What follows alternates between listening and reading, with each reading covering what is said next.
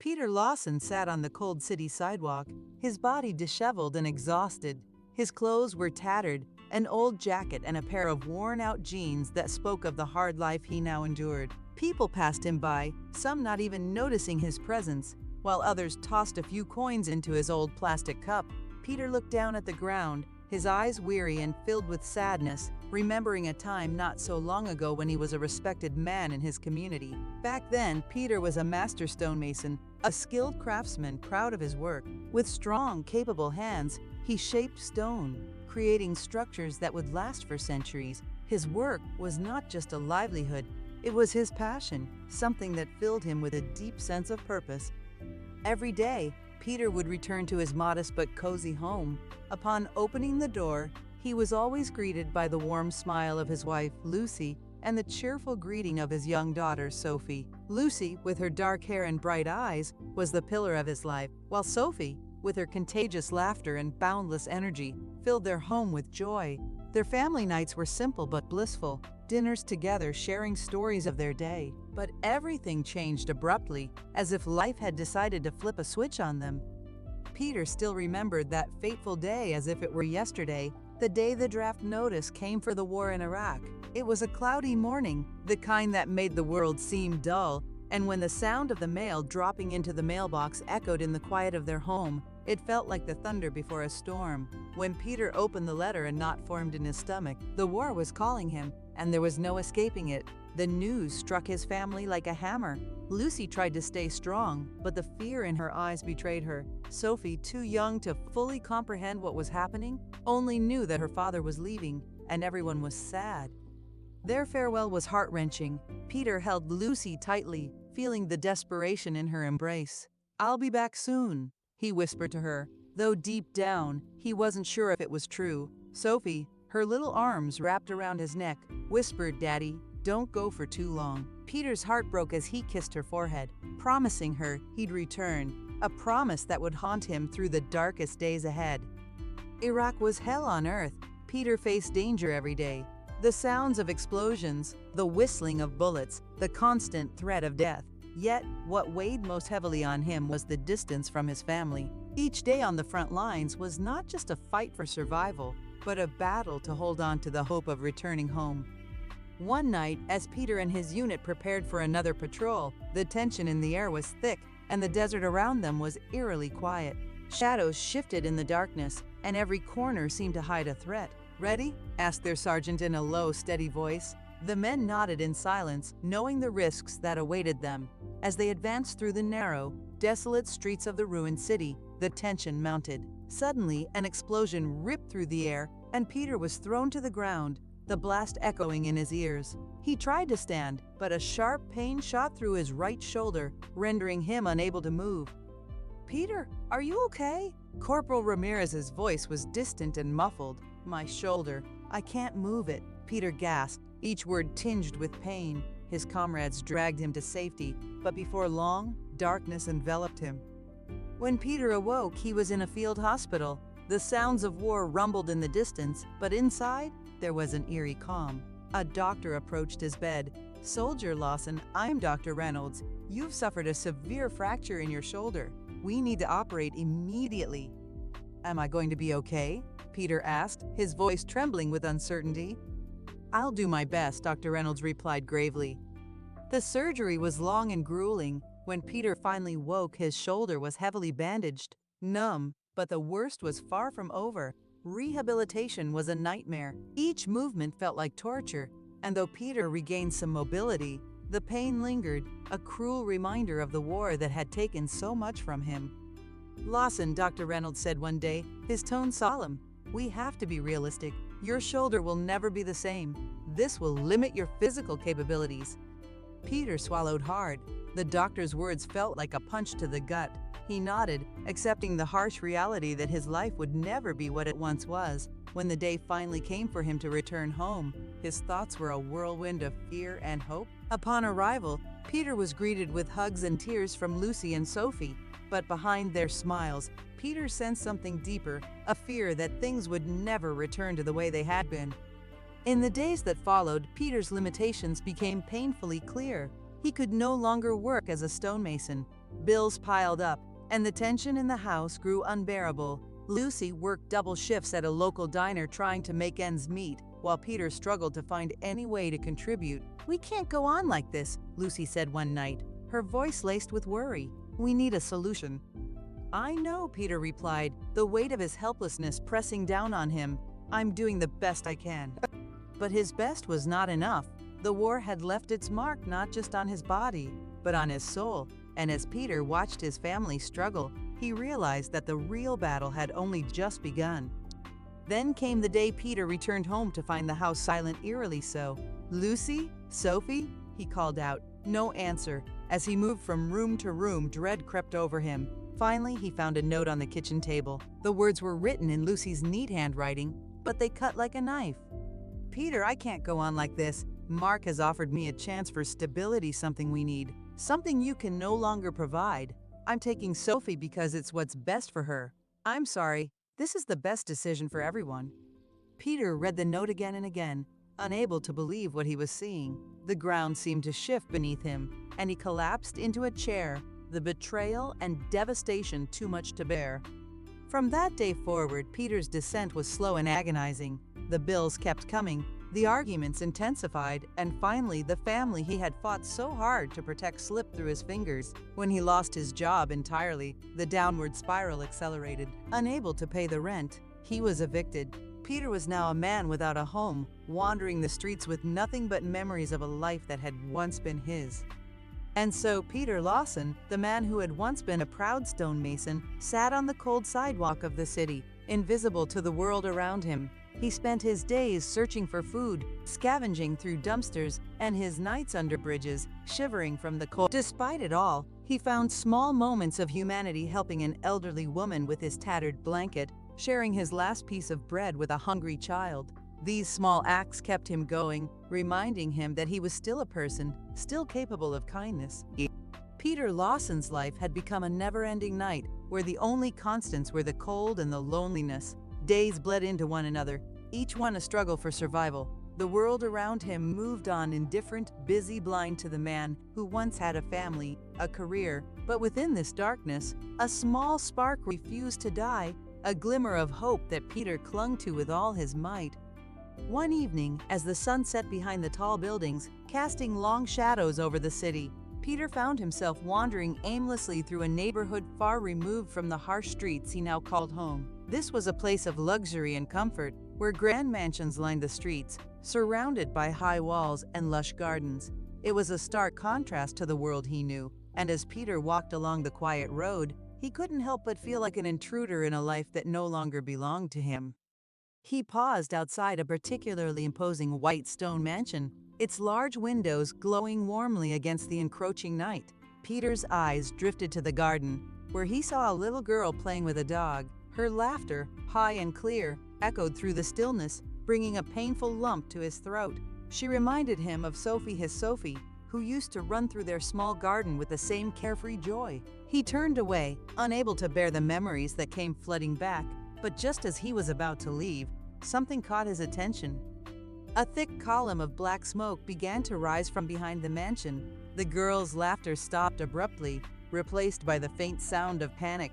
Peter's instincts kicked in before he even realized what was happening. He ran toward the house, his heart pounding, and as he reached the front gate, the first explosion shook the ground. The fire spread quickly, devouring everything in its path. Through the thickening smoke, Peter could see the girl, now standing frozen with fear, her dog barking frantically beside her. Without thinking, Peter pushed through the gate and sprinted toward the house. The front door was ajar, and he could hear the desperate shouts of the girl's parents from somewhere inside. Peter's lungs burned as he inhaled the acrid smoke, but he pushed forward, navigating through the inferno that was consuming the house. "Where are you?" he called out, his voice hoarse. The girl's cries were his only guide as he stumbled through the burning rooms, dodging falling debris and flames that licked at his clothes. Finally, he found her huddled in a corner of her bedroom, her dog beside her. The sight of her, so small and terrified, brought back a flood of memories that nearly overwhelmed him. "It's okay," he said, though his voice trembled. "I'm gonna get you out of here." With the girl in his arms and the dog at his heels, Peter made his way back through the blazing house. The heat was unbearable, and the smoke choked him with every breath, but he forced himself to keep going. He reached a window overlooking the garden, and, with a strength he didn't know he still possessed, he smashed the glass and helped the girl and her dog out. Outside, the air was cool and crisp, a stark contrast to the fiery chaos inside. Firefighters had arrived, their sirens blaring, but Peter barely noticed them. His focus was entirely on the girl, who clung to him, trembling but safe. Her parents rushed over, tears streaming down their faces as they embraced their daughter. "Thank you," her father said, his voice thick with emotion. "Thank you for saving her." Peter could only nod, his energy drained.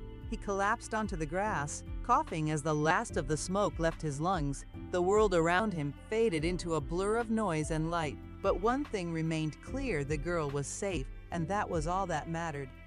The next day, Peter was back on the streets, his life unchanged, save for the lingering soreness in his muscles and the new burns on his hands. He hadn't expected anything to come from his actions, but as he sat on a park bench, trying to catch his breath, a car pulled up beside him. A man stepped out, well-dressed and serious, but with a softness in his eyes that Peter had rarely seen in recent months.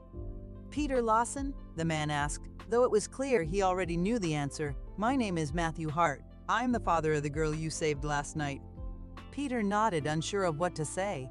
He wasn't used to people seeking him out, especially not in a way that felt so hopeful. "I've been looking for you," Matthew continued, sitting down beside him. "You saved my daughter's life. I can never repay you for that, but I'd like to try." Peter shook his head. "I don't need any money," he said, his voice quiet but firm. "I just did what anyone would have done." "Not everyone," Matthew replied, his tone gentle. "Not everyone would have risked their life for a stranger.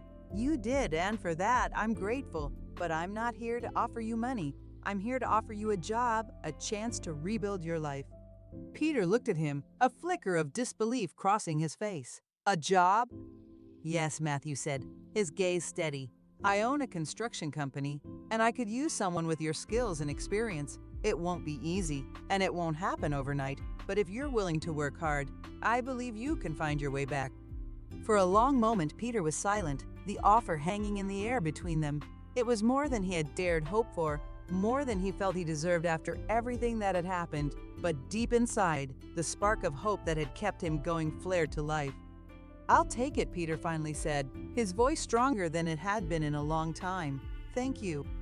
The first day on the job was tougher than Peter had anticipated. His body, weakened by months on the streets and the injuries from the war, protested every movement, but he pushed through, driven by a determination that had been reignited by Matthew's offer. He started with small tasks, organizing tools, preparing materials, but each one felt like a step toward reclaiming the life he had lost. Matthew kept a close eye on him, not out of distrust, but out of genuine concern. He saw the struggle in Peter's eyes, the battle he fought with every swing of the hammer, every lift of a heavy load, but he also saw something else, a fire, a will to overcome the darkness that had nearly consumed him. Over time, Peter's strength returned, and with it, his confidence. He began taking on more responsibilities, proving to himself and to Matthew that he still had what it took to be a stonemason. The days were long and the work hard, but for the first time in a long while, Peter felt a sense of purpose. As Peter's life slowly began to rebuild, there was one thing he couldn't shake: the thought of his daughter, Sophie. He hadn't seen her in months, and the pain of that separation gnawed at him daily. He knew Lucy had made her choice, but that didn't stop him from longing to be a part of Sophie's life. One evening, after a particularly grueling day at work, Peter sat down with a pen and paper. His hand shook slightly as he began to write, each word carrying the weight of his emotions. "Dear Sophie," he wrote, "I hope this letter finds you well. There isn't a day that goes by that I don't think about you. I know a lot of time has passed and many things have changed, but I want you to know that I will always be here for you. I love you very much. Love, Dad." The act of writing the letter was harder than Peter had expected, but it also brought a sense of relief, a small release of the burden he had been carrying. He sent the letter, not knowing if Sophie would even receive it, let alone respond. But it was a step, a bridge he hoped would one day lead him back to her. Days turned into weeks, and Peter threw himself into his work, using the physical labor as a way to keep his mind off the uncertainty. But the thought of Sophie lingered, a constant undercurrent to everything he did. Then, one afternoon, as he was finishing up for the day, Matthew approached him, holding an envelope. "This came for you," he said, handing it to Peter. Peter's heart skipped a beat as he recognized the handwriting on the envelope, Sophie's handwriting. With trembling hands, he opened it and read the words inside. "Dear Dad, thank you for your letter. It's good to hear from you. I think about you too, and I hope we can talk more. I would like to know how you are and what you have been doing. Love, Sophie." Tears welled up in Peter's eyes as he read her words. It was a small step, but it was everything he had hoped for. The bridge was beginning to rebuild. With Sophie's letter as his motivation, Peter's life began to take on new meaning. He worked harder than ever, determined to prove to himself and to Sophie that he was worthy of being in her life. And as he grew stronger, so too did his resolve to help others who had fallen on hard times, just as he had. Matthew noticed this change in Peter and was impressed by his dedication and growth. One day, he called Peter into his office. He began, "I've been thinking a lot about what you've been through and how you've come out the other side. You have a strength that few people have, and I believe you can use that strength to help others." Peter looked at him, curiosity piqued. "What do you mean?" "I want to start a nonprofit organization," Matthew continued, "to help people who are struggling, people who have lost everything like you did. I want you to help me lead it. No one understands what it's like to be in that situation better than you." Peter was stunned by the offer. "Me? Lead a nonprofit?" "Yes," Matthew said with conviction. "You have the experience, the empathy, and the drive to make a real difference. Will you do it?" The idea of helping others, of giving back after all he had been through, resonated deeply with Peter. "I'll do it," he said, a new sense of purpose filling him. It would be an honor. The process of setting up the organization was long and challenging, but Peter threw himself into it with the same determination that had brought him back from the brink. He oversaw every detail, from finding a suitable location for the offices to coordinating with suppliers and volunteers. He drew on his own experiences to design support programs that would not only provide food and shelter, but also job training and psychological counseling. "I want this place to be more than just a shelter," Peter would say in meetings with the volunteer team. "It needs to be a true starting point for people, a place where they can rebuild their lives, just like I did." As the organization, aptly named New Horizons, took shape, Peter felt a sense of fulfillment that he hadn't experienced in years. He was helping people who had lost everything, giving them the tools to start over, just as Matthew had given him. It was hard work, but it was work that mattered. And all the while, Peter continued to write to Sophie. Their letters became a lifeline, a connection that grew stronger with each exchange. Sophie told him about her life, her school, her friends, and Peter shared stories of the people he was helping and the progress they were making. Though they hadn't seen each other in person, the bond between father and daughter was slowly being restored. One crisp autumn afternoon, as Peter was walking through the city, he found himself near the park where he and Lucy used to take Sophie when she was just a toddler. The memories tugged at his heart, but they were no longer painful, just bittersweet. He was about to leave when he heard a familiar voice. "Peter!" He turned and saw Lucy standing there, holding Sophie's hand. Time seemed to freeze as they looked at each other, the years of separation hanging between them. Sophie, now older and taller, looked up at her father with wide eyes, a mixture of surprise and curiosity in her gaze.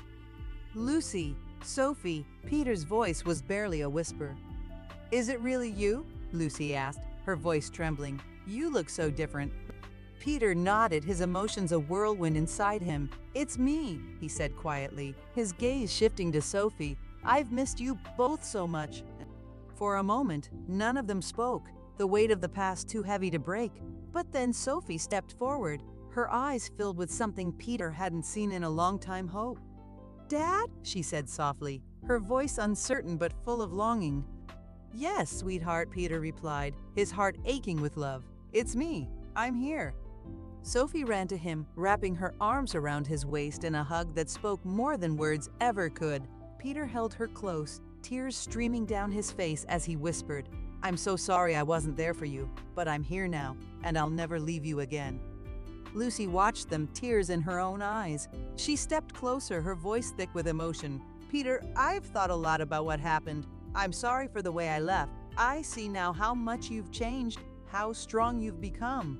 Can we find a way to start over, for Sophie's sake? Peter looked at her, the memories of their past flashing through his mind, the good, the bad, the love that had once been so strong. He took a deep breath, choosing his words carefully. Lucy, I've forgiven you, but we can't go back to what we were. I've changed, and I have a new life now. My priority is Sophie and making sure she has the best future possible. We can work together to give her that, but we can't undo what's already been done. Lucy nodded, tears streaming down her face. I understand. Thank you for being honest. I'll always be here for Sophie, too.